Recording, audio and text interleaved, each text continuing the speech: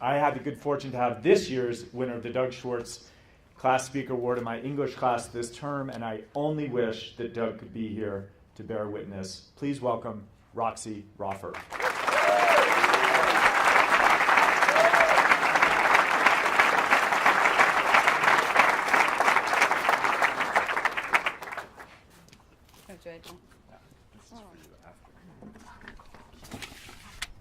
It's very bright out here, guys. Hello. Like most of the class of 2018, I've watched my fair share of high school movies. Think Fast Times at Ridgemont High, Clueless, and Mean Girls. So naturally, when I finally entered the 9th grade, I thought everything would be just like the movies. Cliques, Letterman jackets, lockers with combination locks, really loud bells, everyone leaving class at the same time, hall passes, Friday night football, the popular girls, indoor hallways, after school hangouts in basements, super long detentions that bring people from all walks of life together to form unbreakable bonds. You know, classic high school stuff. Going into 9th grade, I expected to somehow magically gain a wisecracking younger sibling or neighbor who would counsel me on love, promposals to be always done through song, and to be invited to huge high school parties via flyer.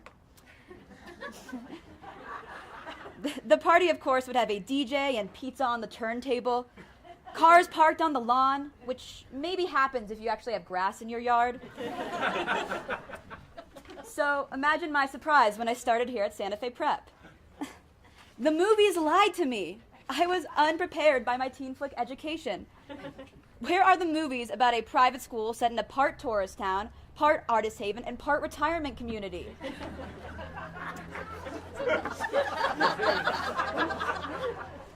I think there's a void to be filled here. So let's just imagine, crazy idea here, that I become a successful screenwriter, and I come back to write a high school movie about the prep class of 2018. What would the name be? Pretty in Blue and White? The Breakfast Burrito Club? American Sopapilla? Gabe Green's Day Off?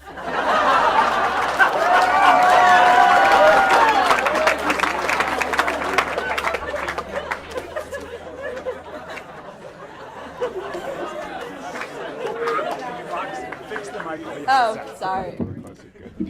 Hey guys, okay. What genre would our film be? Is it a tragedy when Saul gets yet another concussion and must respectfully bow out of lacrosse?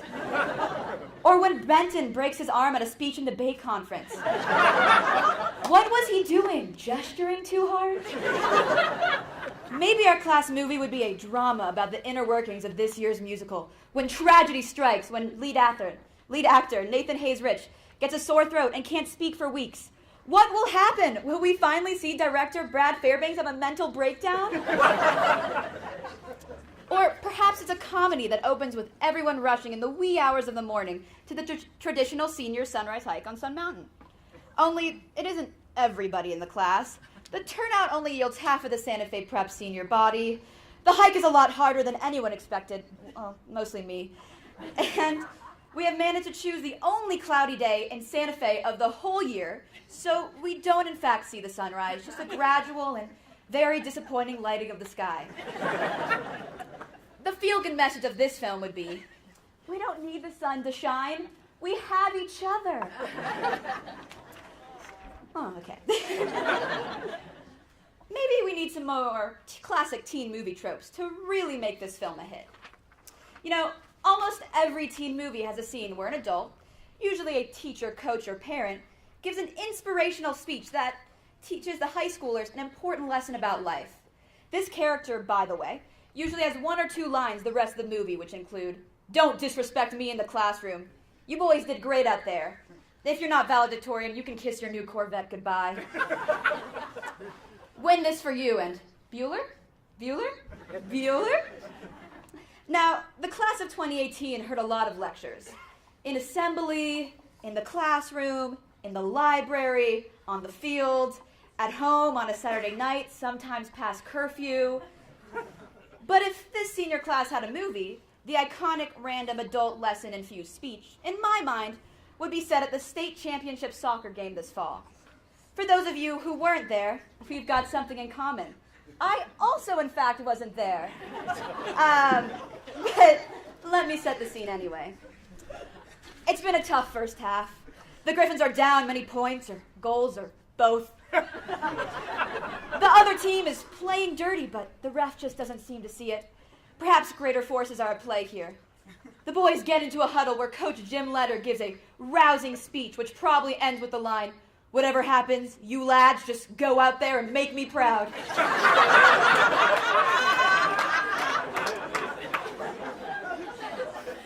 Feeling motivated and energized, the Griffins jog back onto the field. But somebody's missing. The boys look around. Is it Trev? Nah, he's on the field with his game face on. Is it Elliot? Nope, you can spot his tall physique and presidential vibe from a mile away. Is it either of the Harrisons? Nope, but Harrison Trainer is really sorry he doesn't know who's missing.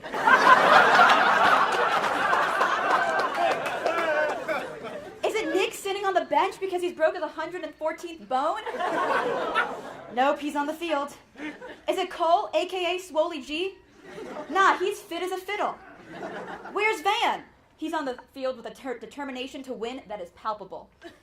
The boys look around, only to realize there's no one in the goal. On the bench, goalie Victor clutches his leg, which is bent at a weird angle. What will the Griffins do? Okay. Interesting. Don't have one of the pages. That's a bummer. I'm gonna check. Okay. So far, not here. This is really fun.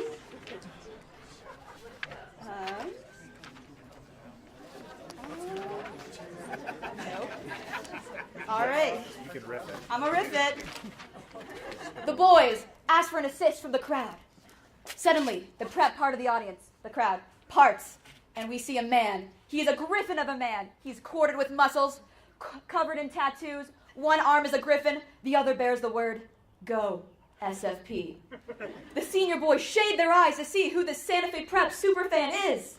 Suddenly, Henry yells out, "Bro, is that Director of Admissions Mike Maltari?" "Yes, it is," Michael Allison answers as he does a celebratory backflip. So, Mike joins the boys on the field. And not only is he guarding the goal, he's miraculously scoring while convincing the other players of the opposing team to shadow here at Prep.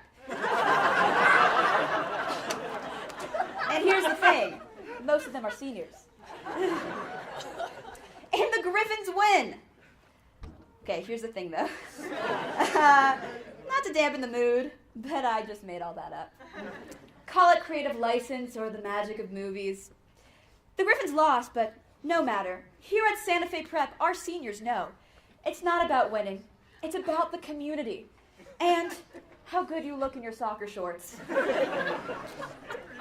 Guys, I know what you're thinking. This movie isn't turning out right. You were expecting more of a Breakfast Club vibe with all walks of prep life explored. And at the moment, we're creating more of a She's the Man soccer dramedy, where Mike Maltari is the man. I get it. There's a little stereotype here at Santa Fe Prep that we care too much about soccer. But that's not true.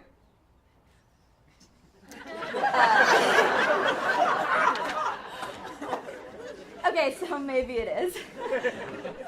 Nonetheless, our class is made up of more than just soccer players. We have speech and debaters, thespians, Girl Up members, artists, and we even have students who play sports other than soccer. And in our class's movie, all groups would be represented. So, I would like to take this moment to acknowledge some other important moments from other extracurricular activities that our senior class has participated in. I would say that speech and debate is underrepresented in your average high school movie. In most high schools, it's not considered cool like sports, nor the kids who do it. as geeky as the mathletes or theater nerds in your teen flick. However, our SFP movie would put speech and debate on the map once and for all. Speech and debaters learn real skills that help in life, and that is something that should be appreciated, nay highlighted in our movie. Like the one-time debate star Giacomo Coppola convinced Mitch Watson's AP math class that 2 birds in the bush was actually far superior than a bird in the hand.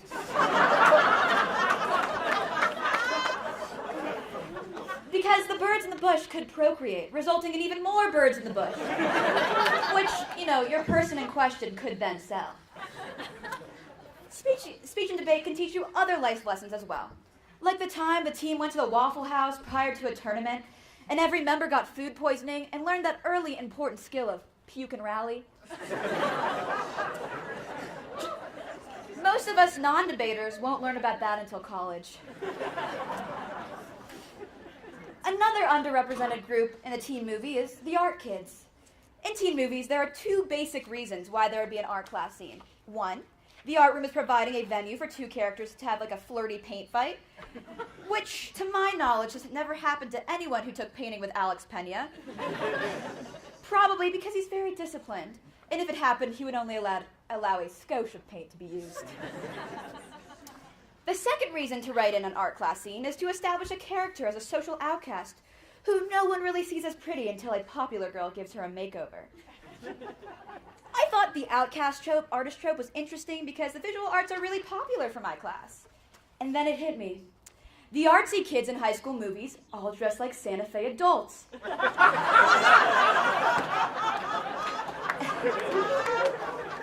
And by extension, our parents. So of course we are comfortable in an art class. It's just like home. Speaking of adults, in movies there are 4 types of teachers. Horrible ones who have a weird vendetta against one troublemaking student. Burnout teachers who meet the one special student who gives them a reason for teaching and go on to love their jobs. The teacher who stands at the board for seemingly hours on end while the other students stage whisper about that big party on Saturday. And finally, an inspirational teacher who really cares about the students and makes a difference in their lives. However, the class of 2018 knows, here at Santa Fe Prep, there's only one type of teacher. So how would I script the ending to this high school movie? Does it end at prom with the classic scene from Footloose where everyone's dancing together and throwing confetti in the air? Or on the rafting trip where Group 2 and 3 bonded over the ongoing mystery of Group 1's whereabouts? Eventually presuming us lost the river because we failed to check in. I'd like to think the other groups mourned our disappearance until the end of the trip, when it was revealed that we were just much farther down the river than anyone expected. Or does it end 10 years from now, when we're all at our reunion, in the midst of our mid-20s crises, remembering how much easier Nick Worth's killer pop quizzes were, compared to our current lack of jobs and all-around listless nature? The truth is, I don't know how to put an ending to this movie, because I know that my teenage years will stay with me forever. Seriously, as much as I love a high school movie, Santa Fe Prep could never be boiled down to a formulaic teen flick. Unlike most teen movie characters, we aren't consumed with who's going to be prom king or maintaining our status at the top of the social hierarchy. We aren't cliche. After all, this is Santa Fe, and it's different here. We are talented and motivated to make a difference, and that's a 180 from the typical seniors you see in high school movies. Our boys may not have won the soccer championship, but our girls' soccer was undefeated this season.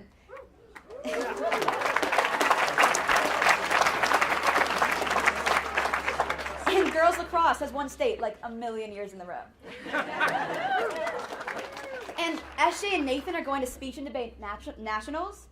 Thespians and artists from Prep went to Dallas to show their work at the ISAS Arts Festival. And our seniors planned and marched against gun violence. Yeah.